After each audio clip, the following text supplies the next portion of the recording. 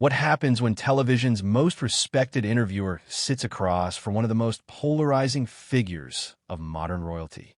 At first, it looked like a calm, dignified conversation. But as minutes passed, the tone shifted. What began as polite questions soon spiraled into sharp exchanges, eye-rolling replies, and a mounting tension that no one in the studio could ignore. By the end, it would no longer feel like an interview. It would feel like a battle. Diana Sawyer, known for her composed professionalism, sat poised at her chair, smiling with the kind of grace that had disarmed world leaders and celebrities alike. Across from her sat Meghan Markle, dressed immaculately in a cream blouse and tailored navy blazer, her hair styled in cascading waves. She carried herself like someone prepared to control the narrative from the very start.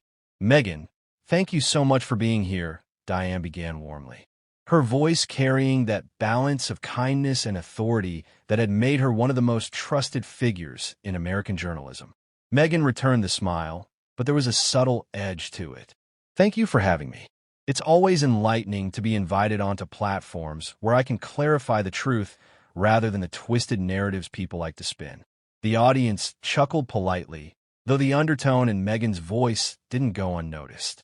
Diane's eyes flickered with the faintest sign of surprise, but she pressed forward with grace. "Well, that's exactly why I wanted to talk with you. People have seen headlines, but they haven't always heard your voice directly. Let's start simple.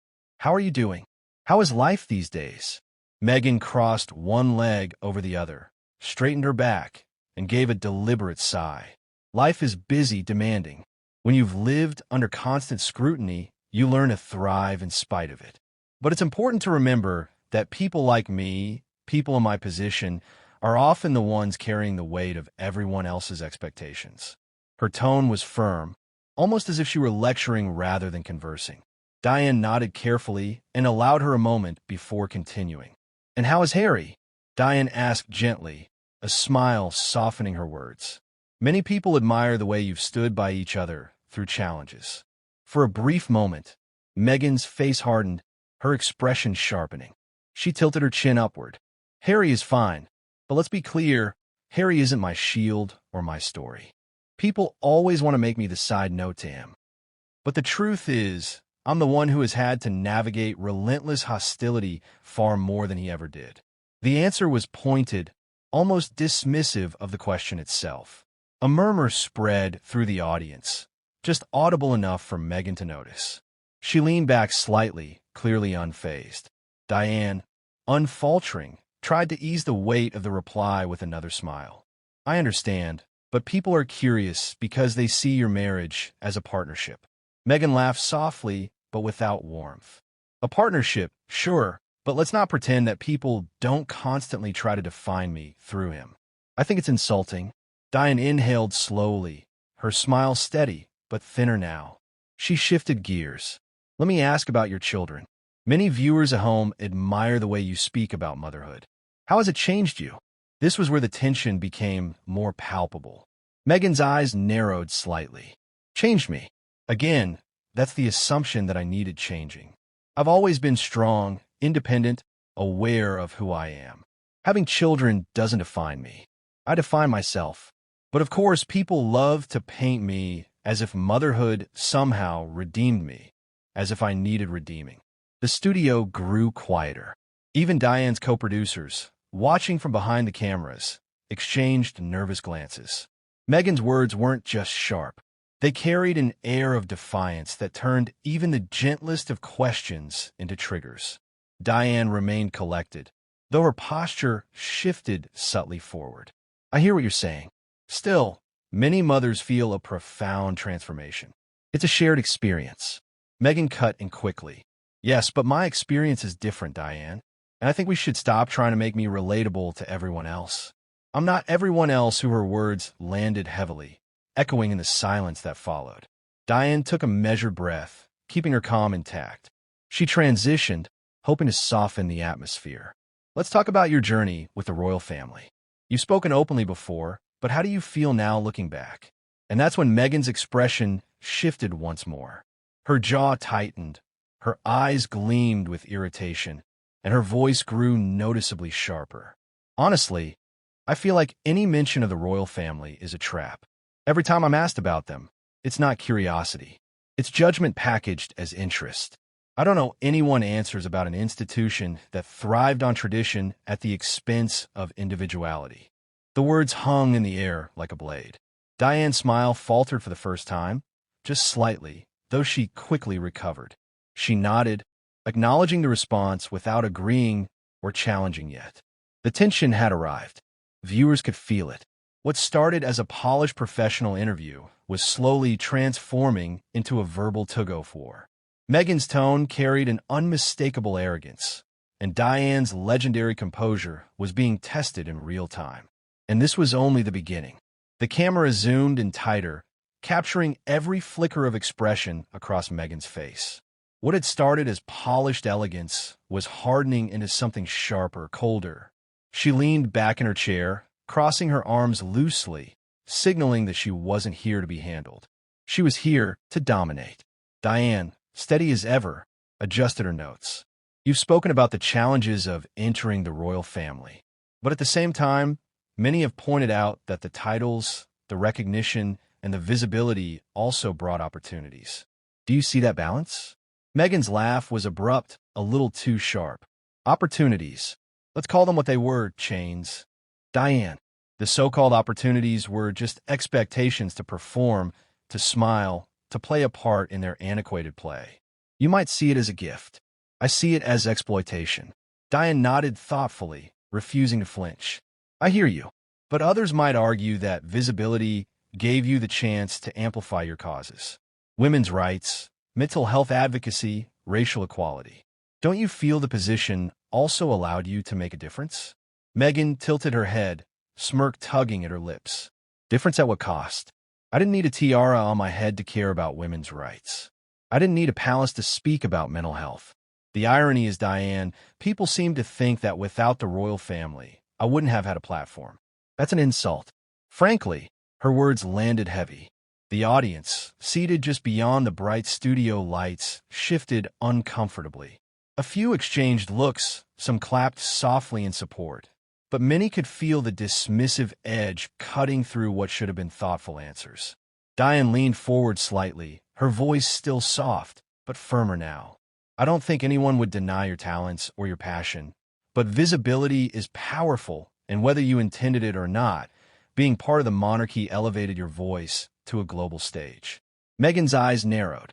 Elevated by whose standards? I was already making a difference before any of them knew my name. It's time people stopped acting like I should be grateful for being tolerated by an institution that didn't even want me there. There was the sting. Diane's professional calm wavered, though only for a second. She straightened her papers slowly, buying herself time. She had interviewed presidents, dictators, and movie stars in full scandal, but Meghan's defensiveness carried a unique venom. Switching gears, Diane tried a lighter angle. Let's talk about your Netflix series. The first season had tremendous success. There have been reports, rumors really, that you requested a larger budget and more control for the next season. Can you comment on that? Meghan's eyebrows shot up, her lips curling into a cool smile.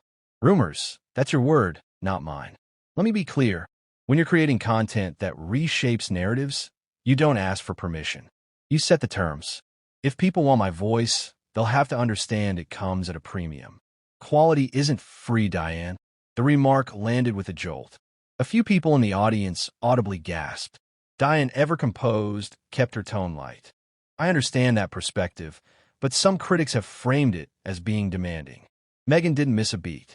Demanding or refusing to settle for less than what I deserve. Funny how women with standards are called difficult, while men with the same standards are called leaders. Don't you find that interesting, Diane? Her voice had taken on a lecture-like cadence, as though she weren't answering questions, but issuing declarations. Diane folded her hands carefully. That's a fair point about double standards, but let me press a little. Do you think some of the backlash could be less about gender and more about perception? That perhaps the public feels disconnected when statements about privacy and peace are paired with very public contracts and productions. The temperature dropped. Meghan's smile vanished, replaced by an icy glare. Perception is a lazy word. People believe what they're told by tabloids and journalists. She let the word linger, who thrive on poking at contradictions. Privacy doesn't mean silence, Diane. Privacy means I decide what to share, when, and how. That's power. And yes, I've earned it. Her tone was condescending, daring Diane to challenge her. The silence stretched, taut as a rope pulled too tight. The control room whispered frantically into headsets, debating whether to cut to commercial, but Diane raised a hand subtly to the floor manager. Not yet. She wanted this to play out. The veteran journalist smiled again, but there was steel underneath. Now, let's pivot slightly. When you think of your time in the royal family, what do you feel? Anger? Sadness? Relief? Meghan adjusted her posture, leaning forward this time, her voice dripping with disdain. I feel nothing. Honestly, they're irrelevant to me now.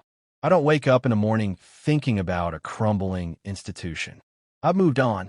It's the media that can't let go. That landed like a hammer.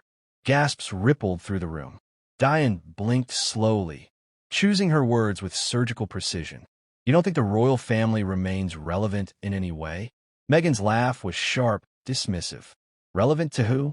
To people clinging to fairy tales and outdated traditions? Maybe, but not to me. They're a relic, Diane, a museum piece, and I refuse to live my life as someone else's exhibit. The arrogance in her tone filled the studio like smoke, thick and suffocating.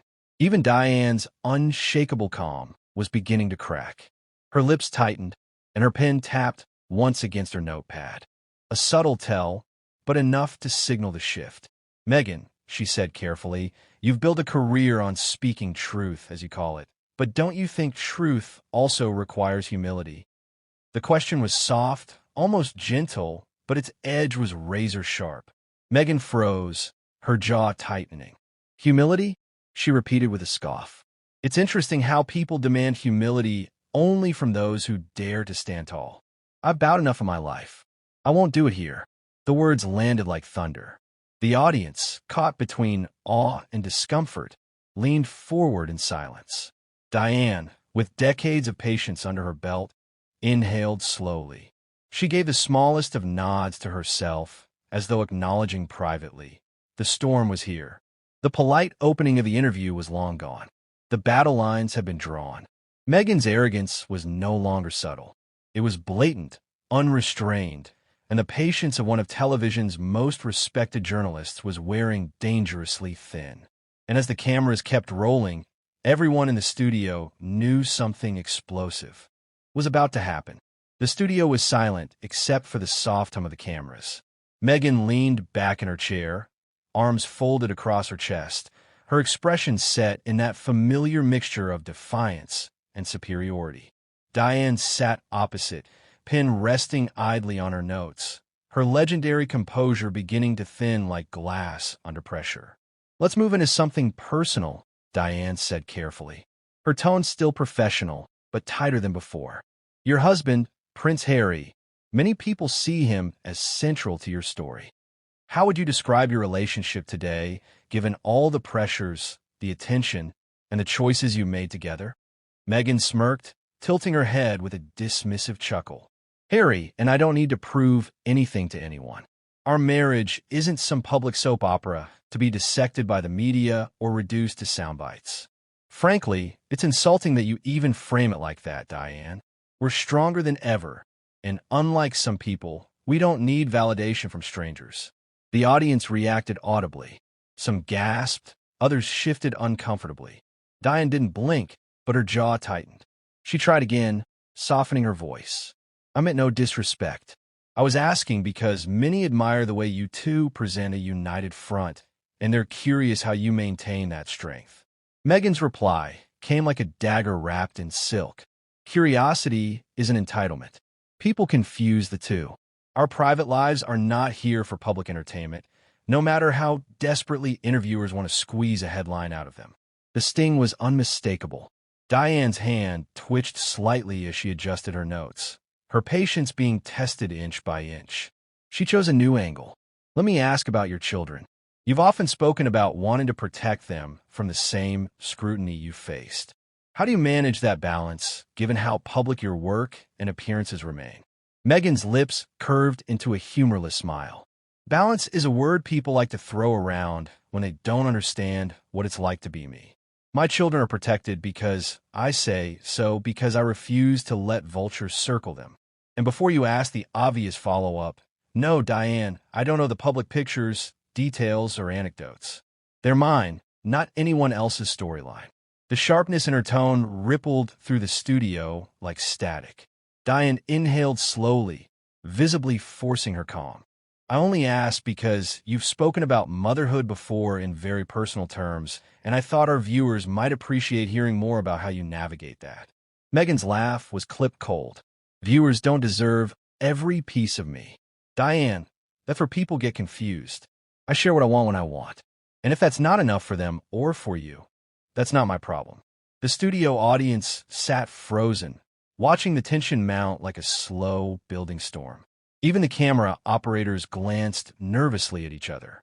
Diane pressed her lips together for a moment and then tried one more pivot. Let's turn to the monarchy.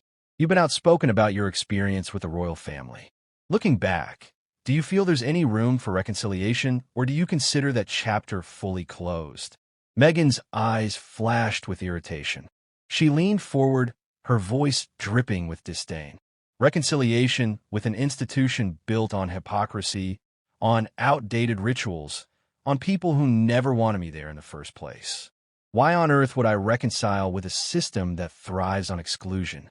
No, Diane, that chapter isn't closed. It's burned. The words landed like dynamite. Murmurs rippled through the audience. Diane blinked slowly, a flicker of genuine shock crossing her face. But Meghan wasn't done. You see, people like you love to romanticize the monarchy, fairy tales, castles, crowns. But for me, it was a gilded cage. And the sooner people stopped expecting me to bow down in gratitude for being trapped, the better. That was the moment Diane's patience visibly wavered. Her pen tapped once, sharp against her notepad. Her calm smile faltered just enough to reveal a sliver of steel beneath. Meghan, she said evenly, I think it's important to remember that while the monarchy has its flaws, it also gave you a platform that amplified your voice globally. Don't you think there's at least some acknowledgement owed for that? Meghan scoffed, her voice rising with irritation. An acknowledgement? I owe them nothing. If anything, they owe me for putting up with their nonsense as long as I did. I built myself long before I ever walked into that palace. Harry may have been born into it, but I brought the authenticity. Without me, they'd still be just another tired royal family trying to stay relevant. The audience gasped again, buddy. Aiden, louder this time. Diane's face hardened, though she kept her voice level. That's a bold statement. It's the truth. Meghan shot back, her tone now openly combative. And people can't stand it when a woman, especially a woman like me, dares to say it. The air in the studio was electric now, thick with tension. Diane, her legendary composure fraying, leaned forward slightly. Her voice, still measured, carried a sharper edge. Meghan, I've interviewed presidents, activists, even war survivors. I've seen strength expressed in humility, in grace, in perseverance. What I'm seeing now feels less like strength and more like arrogance. Do you see how that might come across? Meghan's jaw tightened, her smirk returning with venom. Arrogance is just a word people use when they can't handle confidence. I refuse to apologize for knowing my worth, Diane. Maybe that's uncomfortable for some, but that's their problem, not mine. The silence after her words was deafening. Diane's eyes narrowed ever so slightly, and the camera caught it. A flicker of fire that signaled the breaking point was near. In the control room, producers leaned forward, whispering frantically, "She's pushing her. She's really pushing her." Meghan sat back with a look of triumph, as though she'd won. Something invisible. Diane, however, adjusted her notes one final time, her composure hanging by a thread. The audience could feel it. The veteran journalist was about to snap. And when she did, the fallout would be unforgettable. The cameras rolled on, the studio lights burning hot. Meghan shifted in her seat, her chin raised high, her arms still crossed like a queen enthroned. She exuded defiance, every line of her posture screaming that she was untouchable. Diana Sawyer, however, sat silently across from her, the weight of decades of broadcasting composure pressing down on her like a shield. But that shield was cracking. The silence was long, almost unbearable. Then Diane leaned forward, her voice low, deliberate, and sharper than ever before. "Meghan, I've given you the space to tell your story. I've listened as you dismissed, deflected, and talked down to me and to this audience. But let me be perfectly clear. This isn't strength. This isn't authenticity. This is arrogance. And frankly, it's unbecoming."